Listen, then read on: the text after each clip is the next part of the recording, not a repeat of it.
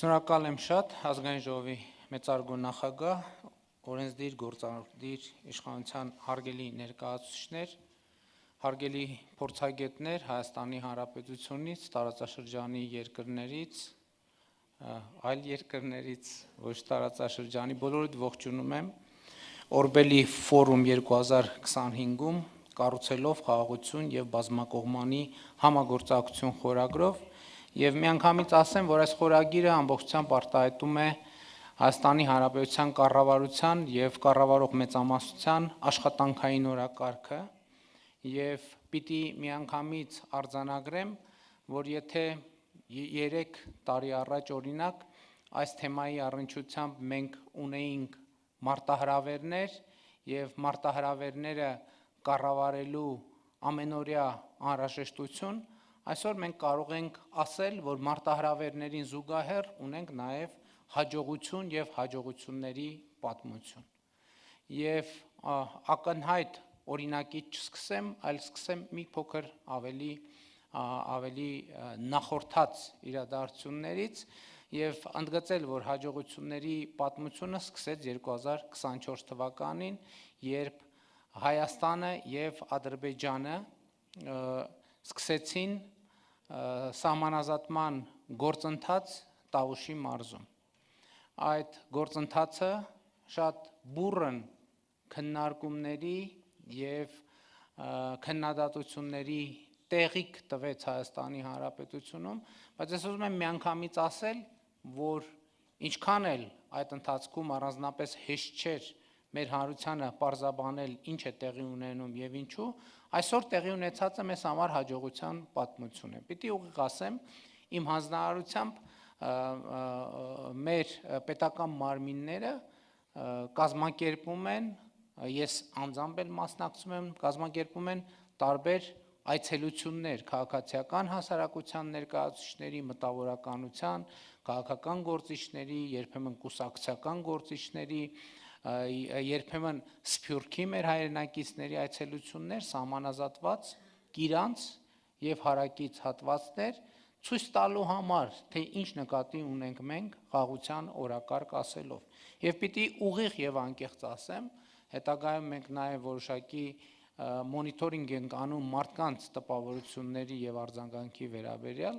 ես առայժմ չունեմ որևէ թեկուզ եզակի բացասական արձագանք այն ամենից, ինչ մենք տեղում ցույց ենք տալիս, եւ սա շատ կարեւոր հաջողության պատմություն է, որը ունեցավ շարունակություն 2024 թվականին Հայաստանի Հանրապետությունը եւ Ադրբեջանը ստորագրեցին սահմանազատման հանձնաժողովների, ես ամբողջական անունները մեծ չբերեմ, շատ երկար են անունները, սահմանազատման հանձնաժողովների համատեղ գործունեության կանոնակարգը եւ դրանք երկու երկրներում անցան վավերացման ընթացակարգեր։ Սա ըստ էության Հայաստանի եւ Ադրբեջանի միջև ստորագրված առաջին երկկողմ միջազգային փաստաթուղթն է, որը ունի դե յուրե իրավական ուժ երկու երկրներում։ Այնտեղ ամենակարևոր արձանագրումներից մեկը այն էր, որ երկու երկրների միջև սահմանազատման համար բազային սկզբունք է հանդիսանալու Ալմաթեի հռչակագիրը, եւ սա ըստ էության Հայաստանի եւ Ադրբեջանի միջև միջպետական հարաբերությունների հաստատման անկյունակարային մի կետ է, շրջադարձային մի կետ, որով երկու երկրները ըստ էության արձանագրում են, որ միմյանց տարածքային ամբողջականությունը ճանաչում են 1991 թվականի Ալմաթի հռչակագրի հիման վրա, ինչը նշանակում է, որ Հայաստանը եւ Ադրբեջանը ընդունում են, որ անկախ Ադրբեջանի տարածքը նույնական է խորհրդային սոցիալիստական ադրբեջանական հանրապետության տարածքի հետ, իսկ անկախ Հայաստանի տարածքը նույնական է հայկական խորհրդային սոցիալիստական հանրապետության տարածքի հետ։ Եվ այս փաստը արդեն արձանագրված է նաեւ նախաստորագրված խաղաղության համաձայնագրի տեքստում, ինչպես նաեւ Վաշինգտոնի հռչակագրում, որը արդեն հանրահայտ փաստ է։ Իհարկե մեր այս ճանապարհին հաջողության մեծագույն պատմությունը 2025 թվականի օգոստոսի 8-ին Վաշինգտոնում տեղի ունեցած խաղաղության գագաթաժողովներ, որի արդյունքներով ընդունվեց հռչակագիր եւ նախաստորագրվեց Հայաստանի եւ Ադրբեջանի միջև խաղաղություն եւ միջպետական հարաբերություններ հաստատելու մասին համաձայնագիրը եւ այդպիսով Հայաստանի Հանրապետության եւ Ադրբեջանի միջև հաստատվեց խաղաղություն։ Սա կարևոր եւ առանցքային արձանագրումն է Հայաստանի Հանրապետության եւ Ադրբեջանի Հանրապետության միջև հաստատվել է խաղաղություն։ Եվ այս կետից պետք է անդրադառնալ նաեւ հետեւյալ հարցին, իսկ այնուամենայնիվ որոնք են մարտահրավերները։ Մարտահրավերներից մեծագույնը եւ հիմնարարը այն է, որ քիչ առաջ իմ արտաբերած նախադասությունը տարօրինակ, օտարոտի եւ անծանոթ է հնչում Հայաստանի Հանրապետության խաղաղություն Հայաստանի Հանրապետության եւ Ադրբեջանի Հանրապետության միջեւ։ Իսկ ինչ է դա նշանակում։ Մենք այս խնդրի հետ առնչվելուց առաջ պիտի արձանագրենք, որ խաղաղությունը անծանոթ հասկացություն եւ միջավայր է Հայաստանի Հանրապետության եւ Ադրբեջանի Հանրապետության համար։ Մեր անկախության առաջին օրից, մեր անկախությունների առաջին օրից մենք չգիտենք, թե ինչ է խաղաղությունը, մենք խաղաղություն երևույթի հետ չենք առնչվել երբեք։ Ընդհակառակը նույնիսկ մեր անկախությանը նախորդող շրջանում եւ նախընթաց շրջանում մեր հարաբերությունների առանցքային գործոնը եւ բնորոշիչը եղել է կոնֆլիկտը։ Եվ ըստ էության Հայաստանը եւ Ադրբեջանը անկախություն ստացել են